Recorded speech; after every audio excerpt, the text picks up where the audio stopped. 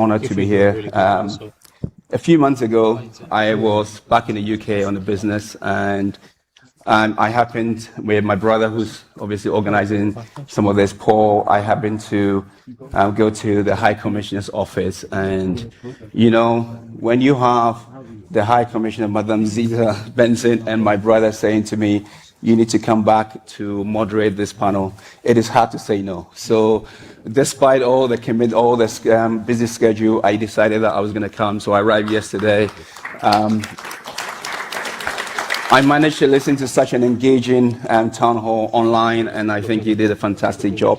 So I'm going to go straight into the questions, and I welcome, obviously, Honorable Minister and Governor as well. But before I go in there, I just want to say one key story for my own story, because I see Ghana changing. And when I know Ghana is changing is because back in the days, a few years ago, I decided to buy a car to Ghana, which because I only go there maybe 4 or 5 times a year, I decided that I was going to buy something with a big engine. And those of you who are probably in the UK, if you buy any car with a 5.7 liter engine, nobody drives it. So that was a decision I made, because when I leave it in Ghana, hardly anyone drives it. Even my friends who take it in the morning, they'll come back and say, I took your car back. But to my surprise, last week, my driver texts me and says, boss, is it okay to take the car to Koforidua and back? That shows you Ghana is changing, because if you can decide to buy it. Okay, so it is changing. Just if my driver can do that, you know things are moving in the right direction. So I'm going to go straight into the questions and start with you, probably the governor. I'm going to ask the hardest questions first, and then we'll go into the easy ones. So first of all, what song gets the party going for you? What song? Several of them. But there's this lady I really like to listen to, Diana Hamilton, right? I enjoy her song. So any of them, I like to listen to him early morning before I start my day. Excellent. Honorable Minister. And no, please don't say Kakarika.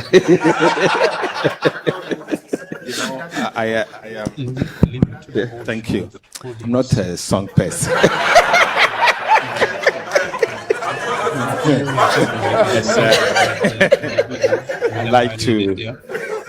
I enjoy to work. So the title of the song is I Enjoy to Work. Okay, so the next question for you is, I'll start with Honorable Minister. Just give me a sense around what do you do from the morning? How does your day start for you? Thank you very much. My morning starts at 6:30 a.m. in the morning. I get to work early morning, latest 6:30, because I try to catch up meeting colleague ministers before 8:30. So at least I will have 2 hours of work with colleague ministers before I start my official function at the ministry. And I leave normally at 7:30 p.m. So on a normal day, I make it at least 13-hour shift. 13-hour shift, that's excellent. That's good. What about you, Governor? Yes, so my day also starts at 6 in the morning. And the very first thing I do is to check what the President of the US has said and did not say the day before. And then, of course, what is happening to oil prices, what is happening to gold prices. If it looks good, then I know I'll have a good day. Yeah. So that's how I start my day each day. That's great. Okay, then let's speak. So let's go into your leadership style. So just give us a sense around how you run the institution, Bank of Ghana. Let's give me a sense around your leadership style. So one of the new things we brought on board from last year when we got in was to adopt a consultative approach. We decided to demystify the central bank. And maybe the reason I adopted that style was, I went off the central bank for about 8 years doing other things. And during that period, I really listened. I listened to the public discourse. I heard the criticisms against the central bank. And so when I got back in there, it sort of told me what to do. I listened more. You can ask Mr. Gusitano. You can ask various groups. We bring them over. And for me, the exciting thing is how you are able to identify an appropriate solution after listening to people.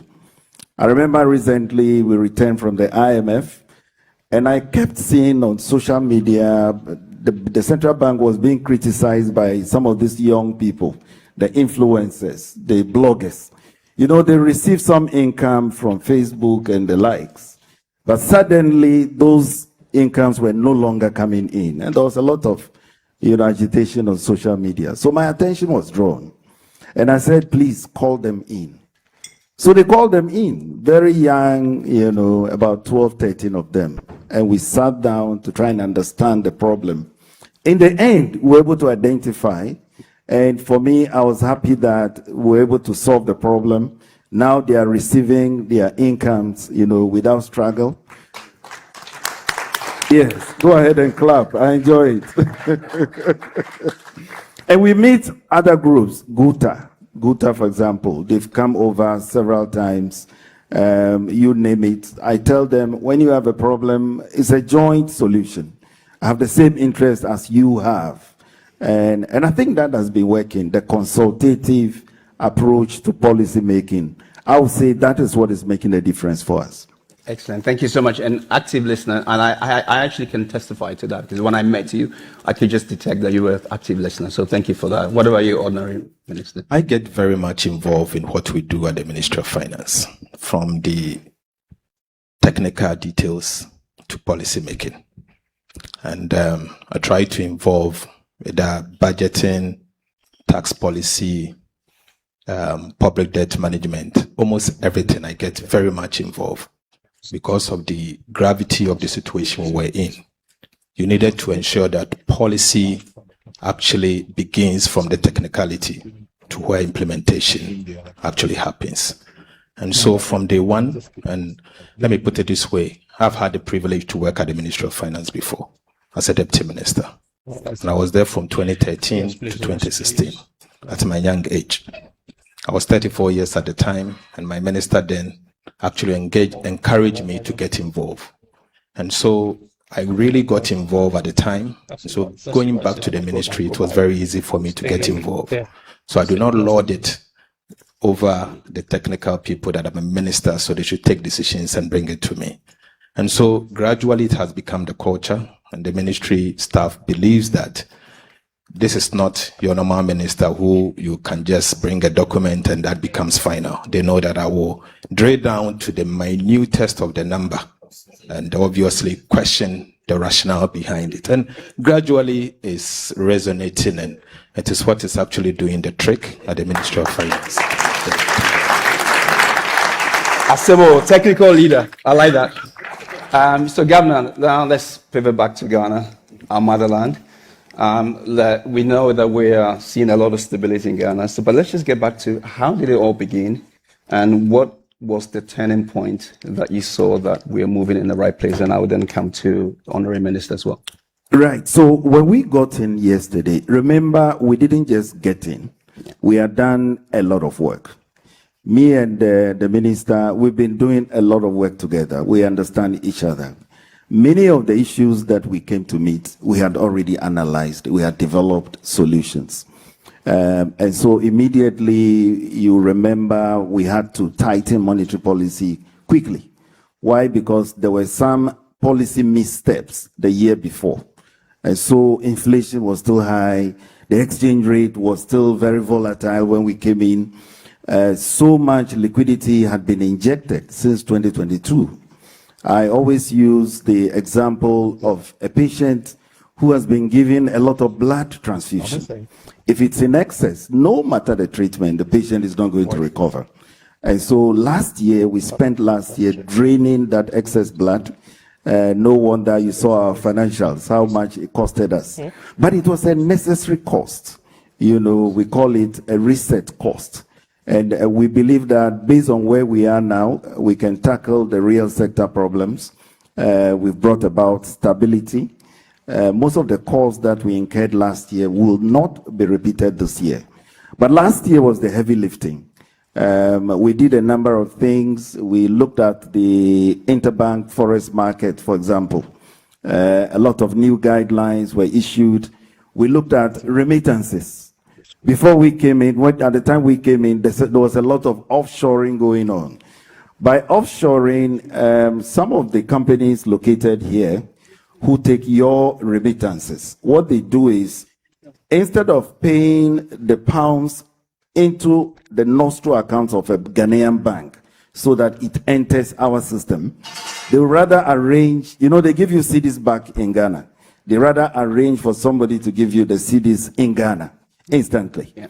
But then the pound sterling or the dollars here, they keep it aside. So they turn themselves into FX dealers, whereas they are not licensed to do so.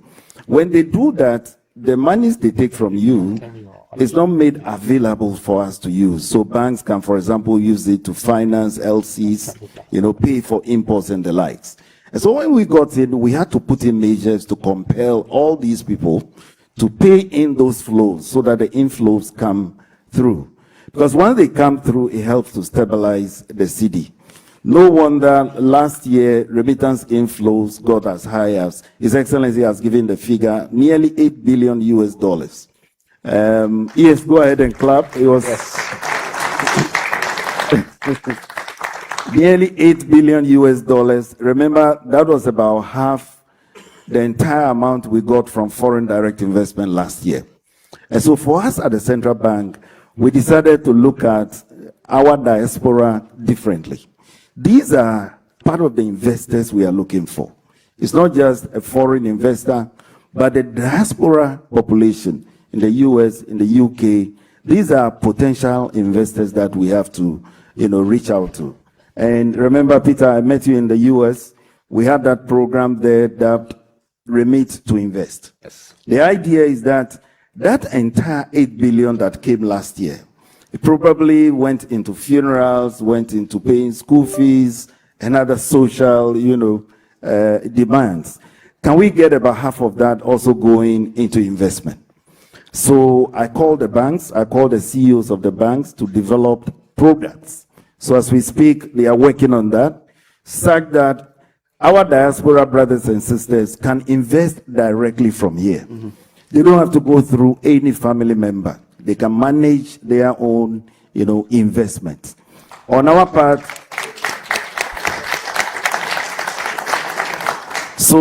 part, we looked at one of the things we came to meet was they have this gold coin that some people have purchased, physically. Yeah. So we said, why don't we tokenize it? When we tokenize it with your little sums, anywhere you are, you can invest, you can buy these. So as I speak, we are in that process AI to tokenize our gold, demonstrating our ambition to become a major diversify player in the future investment digital economy. So the diaspora Opportunities can for venture capital, private directly. equity, The banks technology are working partnerships, on and some of those products as well. ecosystems So at the are right time, significant. there will be, clarity. Infrastructure on what to do. development remains But I central think to our the economic diaspora transformation population, agenda. Must be Through the taken $10 seriously, billion and we at the Central Bank are 5-year doing big just that. push infrastructure program, we're accelerating investments in roads, railways, ports, housing, transport corridors, and aviation infrastructure. We're modernizing key transport corridors, including the Eastern and Western corridors, we take it every day. and the now iconic Accra-Kumasi Expressway. and maybe We're before I go expanding to the airport one, infrastructure and pursuing the establishment of a new national airline to improve unfortunately, it might be my relative, but if I have to show you a We're modernizing key transport corridors, including the Western we take it every day, and the now iconic however, it's in the interest of the country. And maybe We're before I go expanding to the airport one, infrastructure and pursuing the establishment of a new but national it's the nature of the airline job. to improve But I think, unfortunately, it might be my aviation relative, but infrastructure. if I have to show you a We're modernizing key transport corridors, coming including in, the now iconic however, it's in Expressway. everybody will want to be like. And maybe We're before I expanding go to the airport one, infrastructure and pursuing the establishment we are like, sort of have my MPC go down as somebody who was coming to be, but then after doing the analysis, we saw we needed to hike. We needed to just hike. But I had the support from my colleagues, and we did that. That single action saved us. So you see, no wonder after that hike, the easing cycle just started all the way until end of last year. The easing cycle would have continued, but for the Middle East crisis. And that is the elephant in the room currently. We do hope that the Middle East crisis will be solved anytime soon, and then we'll continue that easing, and get to where we want to get to. Yeah. And by MPC, you don't mean member of parliament, but you mean monetary policy. Monetary policy committee, Yes. monetary policy committee meetings. Okay. Yes. Honorable Minister, same thing. Ghana stability was a turning point for you on a fiscal side, and then of course, what the hardest decision you've had to take. I think for us, we got in January. I was appointed in January, and we had to prepare our first budget. So the first budget introduced 22 amendments to existing laws and introduced new laws, 22 in number. This is to ensure, one, that we take control of public expenditure. And so across the economy, we've now taken control of public expenditure. Not only central government, but general government. Because we realized that in the last 10 years, public debt has been increasing on account of not only government expenditure, but also stock flow adjustment. Stock flow adjustment, simple put, is the state-owned enterprises transferring their debt into the central government, about 2% of GDP. In fact, actual number is 2.5% of GDP. And so we introduced the commitment authorization that yes, you can be a state-owned enterprise, but we need to approve the kind of expenditure and the kind of commitment, just to make sure that that 2.5% of GDP of additional debt every year does not reoccur going into the future. So for now, we've stopped it. Then number two, we need to ensure that our own ministries stay according to the budget. And so the commitment authorization actually has assisted the government to take charge of expenditure. In fact, we set expenditure at the time 2025, we set it to 2023 levels, nominal, not real, nominal. To that extent, we were able to reduce expenditure from primary expenditure from 18.7% of GDP to 13.5% of GDP. 1 year. So you could see that expenditure cut in 1 year was in excess of 5%. But this did not affect growth. The non-oil GDP growth actually grew from 6.1 to 7.6% in 1 year, even though we reduced expenditure by 5% of GDP in 1 year. Overall, what we've seen is that by cutting expenditure, we have actually assisted the central bank to be able to control inflation. And this was important from that stand. Then secondly, we needed to ensure that we capture our gold to control the gold export. And so we introduced what we call the gold board. And the gold board was to ensure that gold that was hitherto leaving the country through smuggling and the country was not benefiting from the value chain is actually stopped.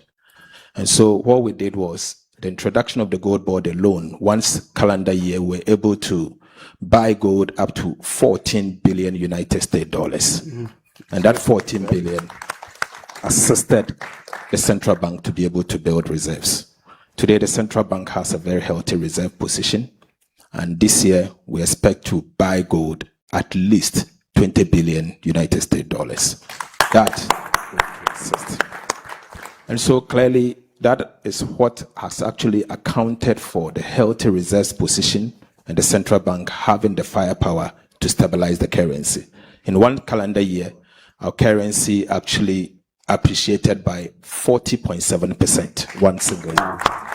This is largely because we've taken charge of our gold.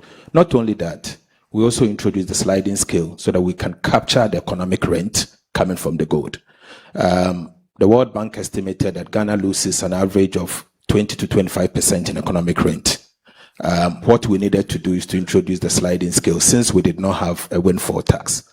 That is in place and the country is benefiting from that.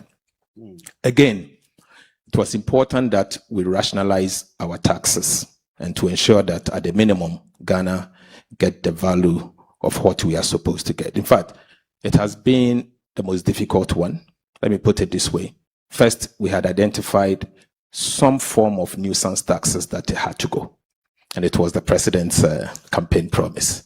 So as minister, first thing I need to do is such like e-levy and all. So yes, when the president asks me, are we able to remove it? I have to say yes. We will remove them, but we'll have to make sure that we don't lose revenue for national development. So we remove all of this nuisance tax, betting tax, and all of that. At the same time, we needed to ensure that we grow revenue. 1 year, we've been able to move tax to GDP from 12.3% to now 13.2% and going to 14% of GDP this year. This is because we first decided to rationalize VAT. And so VAT was actually distorted, and we needed to remove the distortion because we noticed that our VAT, for example, had embedded in it sales tax at the same time VAT. It's never done anywhere in the world. So we needed to rationalize it and remove the sales tax element of it and introduce the VAT as it is. It is working well. Now we are about to introduce what we call electronic point of sale devices. We expect to implement it in July. And that, I believe, will be a game changer for VAT. I believe that that will increase our VAT by a minimum of 20%. And so the pilot is almost done, and we're about rolling it out. I know there will be some few resistance, but I'm ready to stem it and make sure it will happen. No wonder he has no time to listen to music, but carry on. Finally, our customs revenue was a big challenge. International trade taxes was a major challenge to us. In the past, customs officers had the discretion to pick and choose the values they give. Today, we've taken the discretion from them, and we've given the discretion to artificial intelligence, AI. So AI is the one that will ensure that those values conforms to international standards and all.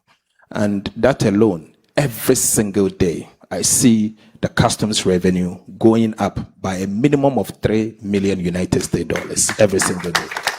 And so we see that the AI alone is increasing our customs revenue by a minimum of $1 billion United States dollars this year. That is a game changer. And on the back of that, we've removed all these taxes, but it is not actually hurting the tax revenue. I believe with implementation of the VAT at the minimum, we will be able to hit our target of 15% of GDP tax revenue by the end of 2026 this year. That should be a good one. The difficult decision for me is looking at your friends and your colleagues in cabinet and telling them that it can't work. Yes. But I do it smiling. And I know every minister wants to obviously ensure that their sector receives its fair share. But if the money is not there, you can't spend. And I try to tell them that I don't have it. And so they should bear with me. Difficult times are here with us. But going into the future, things will change. And always in every government, someone must be the one to take the hard decision. It shouldn't be the president. Yes. And I've pledged that I will be that person to take the hard decision. So, he's definitely taking the hard decisions based on numbers, and they say numbers don't lie, people do. Okay, so I'm going to take questions from the audience, maybe one or two. Not yet, please. The mic will go around, but I will ask one question and I'll come back to the audience. So if we can start getting the mics ready. So let's go into investors. How do you think investors misunderstand Ghana? I'm curious to understand, what would be one thing or two things that you think they understand about the Ghana economy right now? Well, I can understand if investors misunderstand us. If you look at where we came from in 2022, it was a real watershed. The domestic debt exchange program, the haircuts, as they say, once bitten, twice shy. So I can understand some hesitation. But from last year, a lot of work has been done, lots of work. We have changed legislation. The minister has spoken about it. You look at the Central Bank Act, for example. Some of the things that happened in 2022 can no longer happen now. Talking about excessive central bank financing, as you know, that led to part of the problem. That cannot happen anymore. The minister, he mentioned about the new legislation is introduced, the fiscal rules, you name them. So we want to engage the investors and tell them, look, we are building back better. What happened in the past belongs to the past. His Excellency has mentioned that Ghana is ready. We believe now we are ready. The stability is real. But for the Middle East crisis that is ongoing, probably by now interest rates would have been below the 10% I'm praying for. It was just the Middle East crisis that sort of introduced a pause. So once that problem gets resolved, we'll see that trend continue. Now, there are a lot of good things to come. In my mind, I'm looking at an international financial services center, in Accra. I mean, think about it. The whole of Africa, there's none. You go to the Emirates, each of them has an international financial services center. So why not Ghana? We have all it takes. And so in my mind, maybe in the next 2 years, 3 years, we can do that. Think about it.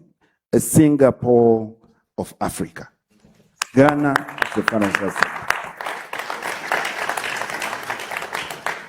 So in simple terms, we are ready for investment. But for me, beyond that, I want to see more diaspora people like yourself, right? We have the people, we have the capital. Come home and invest. Then the other investors can follow. Yeah. Thank you. I think for investors, I can appreciate their pain and what they went through in 2022. Mm-hmm. 2022 was a very difficult year, and we have to admit that Ghana got it wrong at the time. But most importantly, we have internalized the crisis of 2022, and we've all resolved as politicians and policymakers never to do things that will take us back to where we were in 2022. I think I've been a member of parliament for 18 years. I had the privilege to even serve as a minority leader at some point. If there's something that I see in parliament among the political group, I see clearly the willingness never to take Ghana back to where we were in 2022. And so I want to use this opportunity to assure investors that Ghana will never get back to where we were in those days. We will sustain the gains. The gains will be sustained. We've put in place measures and laws to ensure that going into the future, Ghana will not see inflation at 54%. We'll never default on the repayment of our debt, be it domestic or external debt, and we'll do what it takes to sustain the gains and to attract investment into the country. I mean, imagine bringing, let's say, £1 million into a country to invest, and the currency depreciate one day by 20%, 30%. When you are repatriating those investments, what happens? You lose your income. Today, we found a way to ensure that we capture our gold. The central bank is building reserves up to 15 months of import cover. And this is the kind of reserves you see in the Middle East, among the Asian tigers, seeing 12, 13 months of import cover. Ghana is going to have 15 months of import cover. That is enough to protect the currency. That is enough to cushion the currency for at least 2 decades, because we are talking of reserves. And so be assured that we are open for investment. Our tax policies are very transparent. Regulation works, and the country is ready to attract investment. And so if you decide to come into the country, the Ministry of Finance, the Bank of Ghana, and other sectors, we are all ready to welcome you, and be assured that we'll work for your businesses to survive, and where possible, repatriate your profit to your country or reinvest those profits that you make in Ghana. Thank you. Thank you so much. So look, I know I have to wrap up, but if you bear with me, let me just take 2 questions, please.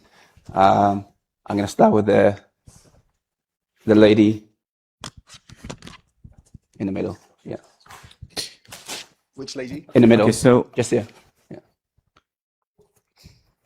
All right, so I have a first question for the governor. I am Christian Yale, TV3. I'm here. Anyway. I'm here. No, The lady first? No, yes, please. Okay. Bear with me. Yes. All right. Yeah. Thank you. Mr. Minister and the Governor, my name is Dr. Christina Yan Zhang. I co-chair a task group at the United Nations using AI for people and planet. So my question for you is, we know that small, medium-sized enterprise occupies 92% of all business in Ghana and 80% GDPs and 70% of manufacturing jobs. So my question for you is, what can we do to support SME financing using emerging technology? Consider the government is currently drafting the emerging technology bill to make financing for SME smarter, faster, and easier, so that actually we can become the first Wakanda country in Africa and lead major constructions and prosperities for the whole continent moving forward. Thank you. So, SME and technology. I'm going to only pick one of them to answer. So there was two. Yes. Thank you. And the governor will have to speak to this. But let me say that the banks needs to do more than what they are doing today. Today, the banks in Ghana are lending approximately 11% to the of GDP to the private sector. If you are to compare that to our peers like Nigeria and other countries, they are doing double-digit, like 20%, 30% of GDP. And so clearly you can see that the banks are not actually lending to the private sector, and most particularly the SMEs. This is obviously because of the boom and bust cycle that we've seen in the past, and also government expenditure. Some of the banks find it more attractive to lend to government at, say, 30% on a treasury bill than to lend to a private sector, maybe 35 or 40%. Today, we've successfully reduced the treasury bill rate to now 4.8% from the 30%. 91 days treasury bill then at the time was 30%. Today is 4.8%. Yeah. And the government is not borrowing as much from the private sector. And so I've seen a trend where the banks are now moving to support the private sector and SMEs. Today, the banks are chasing individuals for loans and all. That is where we want to get to. Because you can't have an economy where the banks only lend to government and government use the money for the purposes of government expenditure. It's beyond that. And so gradually what we've done, I've also seen in the past government agencies, we give the money to them. We borrow, for example, from the treasury bill market and give it to government agencies. They transfer it to commercial banks, and commercial banks end up lending this money back to the state.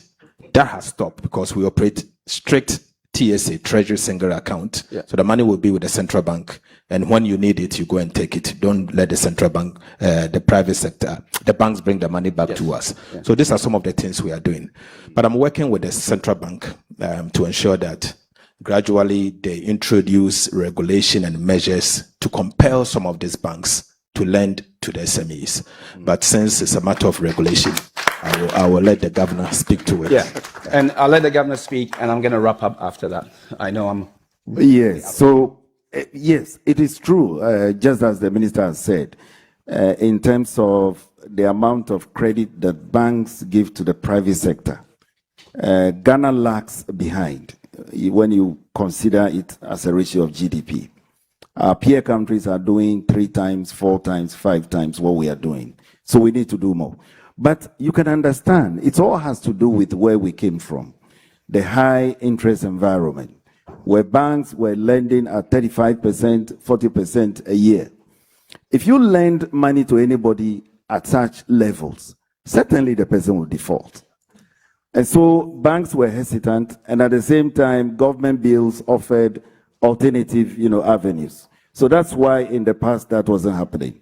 Now, with the stability that has returned from last year, we've noticed a new trend. You know, private sector credit is beginning to recover.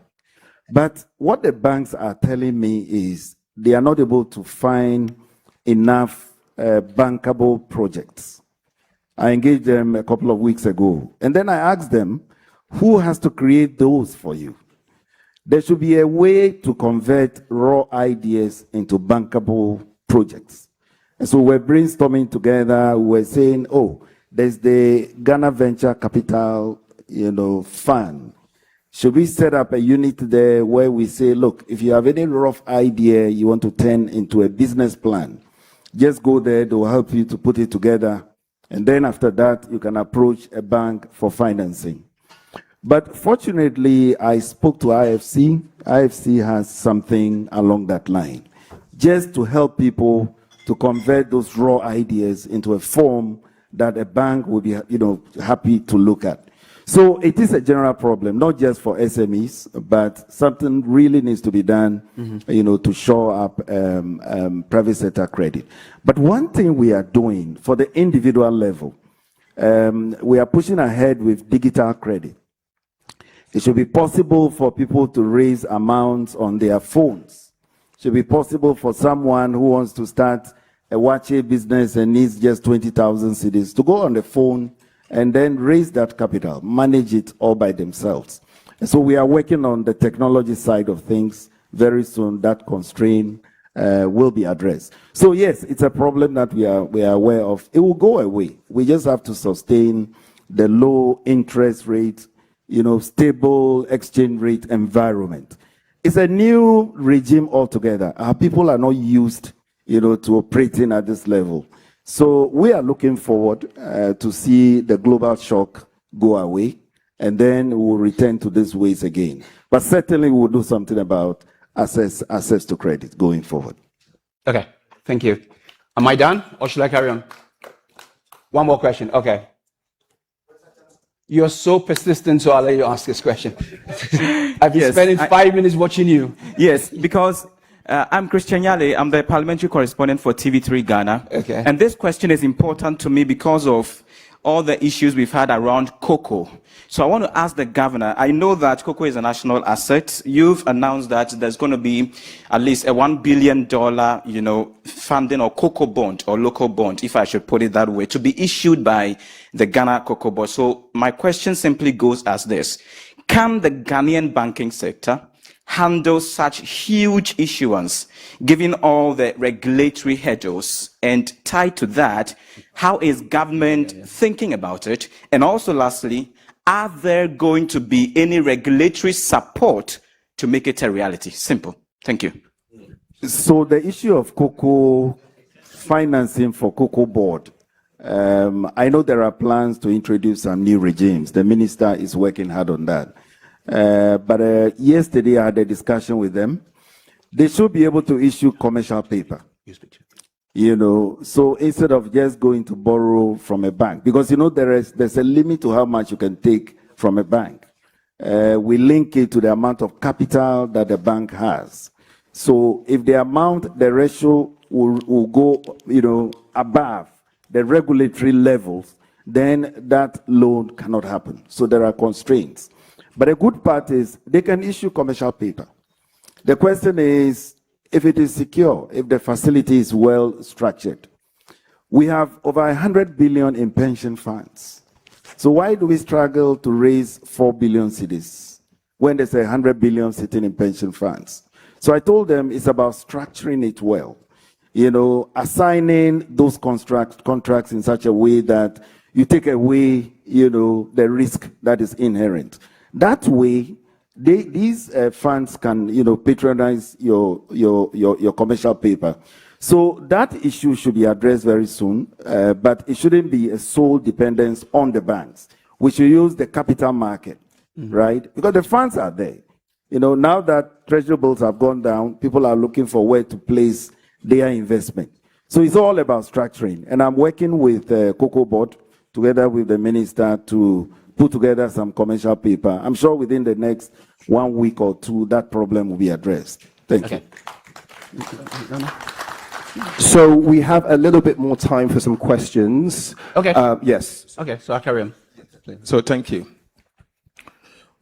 The transaction advisor that we contracted to put together the cocoa board new issuance have just submitted their report. And I think we are ready to issue the paper anytime soon. It's going to be commercial paper. Non-residents will be invited to participate. And we are not solely relying on Ghanaian banks. We rely also on pension funds and also on non-resident investors. We'll issue it 3 tranches. Tranche 1 will be able to cover up to 2 months of purchases. Tranche 2 will cover another 3 months of purchases. And tranche 3 will cover the rest of the season. We have structured it in such a way that the receivables will go into an escrow arrangement, and we'll use the same receivables to repay those facilities. We have structured it again in a way that we'll retire it within a period of 8 months. So 8 months, the debt will not exist, and the following season we'll reissue it. The old syndication served Ghana well for at least 33 years. Even though it provided liquidity to the central bank, to the Ghana Cocoa Board to be able to buy cocoa, it denied the country from value addition. And so we believe that we need to depart from the old structuring. And so this new structure will mean that since the cocoa is being purchased by our own resources, domestic bonds that the government of Ghana is working closely with the Cocoa Board, we'll be able to process a minimum of 50% of cocoa purchases locally. So that is in place, and we are ready to launch. I'll be going to Parliament after the President approves and the Cabinet approves the new Cocoa Board bill to get a new Cocoa Board Act in place. I believe that that will be done, give and take, by the end of June.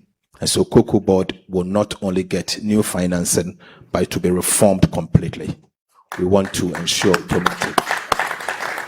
automatic pricing, just like we have in other countries where Cocoa Board will be able to buy cocoa beans from the farm gate at prices determined by international market. And the cocoa farmer will be guaranteed a minimum of 70% of whatever cocoa that they produce.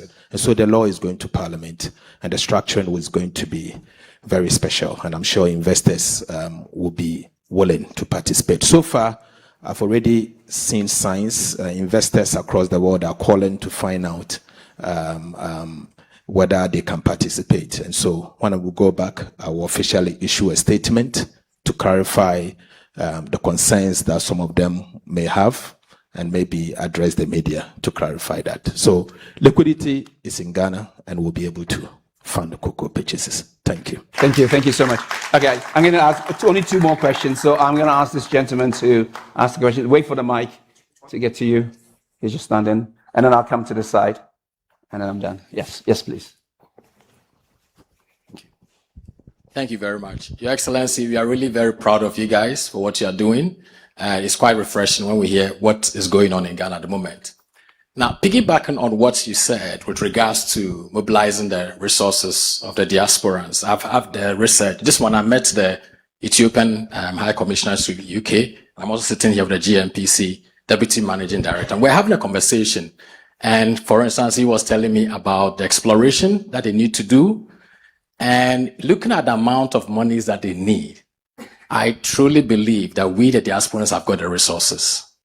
Now, I've done research into this. If you look at it, we are just about 3 to 4 million, all the Ghanaians in diaspora. If you do the unofficial figures, that's almost close to 7 million. Just even 10% of that, investing about $2,000 per person a year, that's about $1.4 billion. Now, if you add the institutional investors, like my senior there, you add all the friends of Ghana. Ghana is already having a beautiful wave across the world where everybody is falling in love with Ghana. We can tap into that. We can easily raise 3 to 4 billion annually, because we, the diasporans, we want to invest. Yes, a lot of us have got issues with individual investors. That's why a lot of time we are hardly sending the money back. But if the government can help to come up with a diaspora, I sent a proposal to your office, a diaspora bond where we can easily buy into. Ethiopia did it. The Renaissance Dam, they raised 5 billion from their own people, no single borrowing from anywhere. And I think that is the time that we need to do that. So based on what you're already doing, I would love that we have more conversations about it and we can explore it. Israel has done it, India has done it, Nigeria did it, even Canada is now doing it. So please, let's look at that. There's so much money on the table that we can mobilize from the individuals amongst ourselves, the people in the diaspora. We are ready to invest. Thanks for your comment. I appreciate that. Okay. I'll move on. Sure.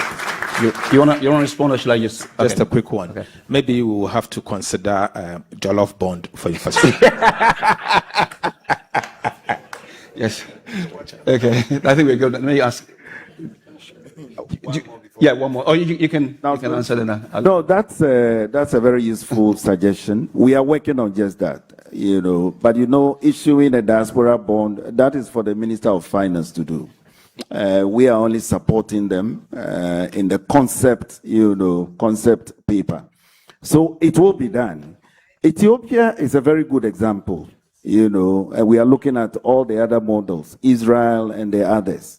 Like I said earlier, the diaspora, when you talk about investment potential, it's an area we need to take seriously, and we are doing just that. But the minister can update on how far they have gone as far as issuing of the diaspora bond is concerned. Okay, one more question here. Michael, to the front. Thank you. Thank you. My name is Peter. I run China-UK Venture Capital Association. I'm based in London. My company was listed in Hong Kong. A couple of years ago, we raised $300 million US. So we invested 80 companies worldwide, except Africa. I went to Accra in 2019, was going to start, but affected by COVID. And so I'm glad to see the opportunity again. I watched the president mention John Dredge last night. I think it's a very good practice leader. So my question to you is, we have lots of cash reserve right now, and lots of our investment go to IPO again. So some money come back. Now we want to go to Ghana, where to start. And we don't want to start a project. We want to invest many projects. So it's more kind of for equity investment. Thank you. The cash reserve when we invest into projects.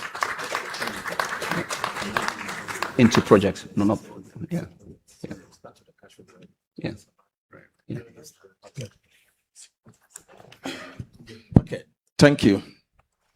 Let me take the issue of investment in projects, and the governor will take the cash reserve issues, since it's a central bank specific. The government of Ghana, under His Excellency the President, decided to use the first 2 years to stabilize the economy, 2025, 2026, create the fiscal space needed for development. That has successfully been done. Today, we've been able to create some significant fiscal space in excess of about 15-16% of GDP, fiscal space that we can put it into proper development. What we seek to do now is to gradually invest in areas that can grow the economy and can also repay those investments going into the future. We've put together a framework of investment, and what we are going to do is to announce in the 2027 budget what the president calls the new economy. Now, the new economy will identify key areas in commercial agriculture, in critical mining value addition, in energy sector, gas to power, gas to fertilizer, and also in key transport infrastructure, Western Rail, and others. That will be announced. The project will be announced as part of the 2027 budget, and we will attract financing going into those investments. But we are yet to finalize the blueprint, and when it's done, His Excellency the President will announce same, and then I will engage investors to attract financing for that project. So be assured that we have the blueprint in place. We want to attract the kind of UK export finance. We want to attract the kind of hedge funds and businesses that you have so that we can get the financing to develop the country. The potential is there, but we will invest in self-financing investment. In fact, what we are again doing is to introduce what we call the Loans Act. So we will actually introduce a legislation that will guide borrowings. So you borrow commercial for self-financing investment, and you can only borrow concessional for only social infrastructure. So any Minister of Finance will be guided by the Loans Act in determining the kind of loan that you can use. You can't borrow to buy a car, for example, because when the time comes for you to repay, you can't sell that car to fund that expenditure. Yes. And so these are some of the reforms that we are introducing to make sure that when we borrow, we can fund, we can repay those facilities, but that will be done. Governor, cash reserves. On the cash reserves, that has to do with banks. I did not quite get your difficulty on that. Could you? We have lots of cash in the bank account. We want to invest. They have cash. Yeah. They have cash ready to come and invest into. Yes. Into Ghana. So you are welcome to come and invest.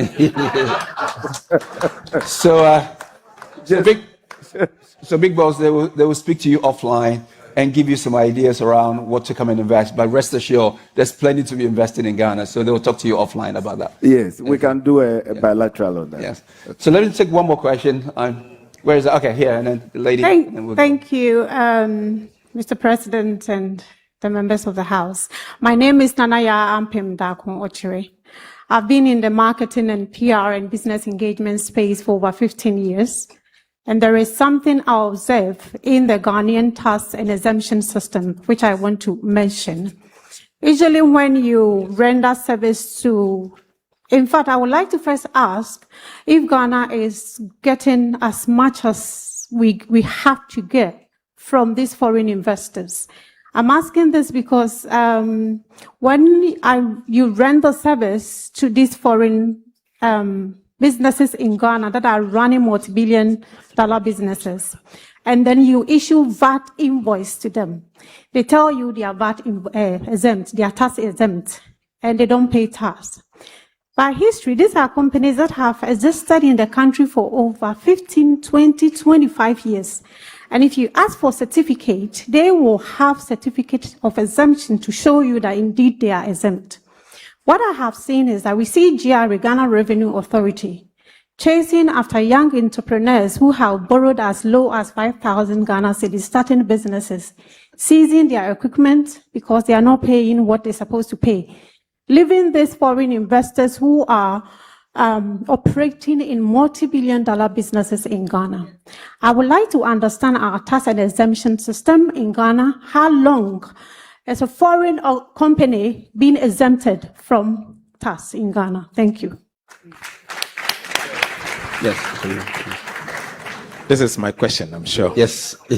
So, I mean, anyone who knows me knows that I'm allergic to tax exemptions. And I don't believe that businesses only comes to your country through tax exemption.